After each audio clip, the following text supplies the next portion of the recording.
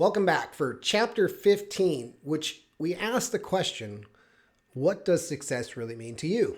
And it's interesting because when asked that question, more than 90% of the people out there immediately go to financial. They're like, oh, success is if I had $1 million in my bank account, or as I was making millions of dollars a year, or had the big house. They immediately go to finances and material things, which is why. The question is why? Why do you immediately go to that? Why have we been taught our whole lives that success means more money? It's interesting because it really depends on who you are, what's really important to you.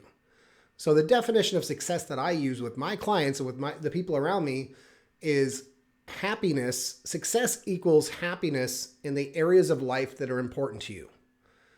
And so if your relationship's important to you, if you have a great relationship with your spouse or your children or both, cool, that's successful. If you have a great career and it's still advancing or you're pleased with where it's at, cool, that's successful. Whatever that means to you, whatever happiness means to you. There's an exercise I use in this chapter that comes from my friend Tom Ziglar, yes, son of motivational speaker Zig Ziglar, called the Wheel of Life. And this is where you evaluate 7 different areas of your life, from mental, personal, financial, career, business, etc.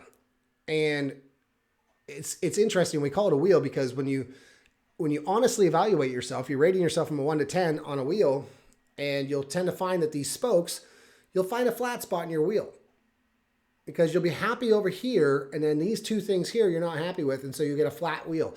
And so what's interesting about that, even though in this chapter we really talk about evaluating where you're at, it gives you an opportunity to set goals for the future. Because now you've got this flat spot where your wheel's over here. Now you can focus on these areas first of areas of improvement. It could be personal, which includes maybe getting in better physical health. It could be mental, reading more, taking more courses, whatever that is for you. When you evaluate that, it helps. So define what success means to you. Read this chapter if you haven't already, and really engulf it, take it in, and really start to evaluate where you're at and where you want to be. With that said, we'll see you in the next chapter.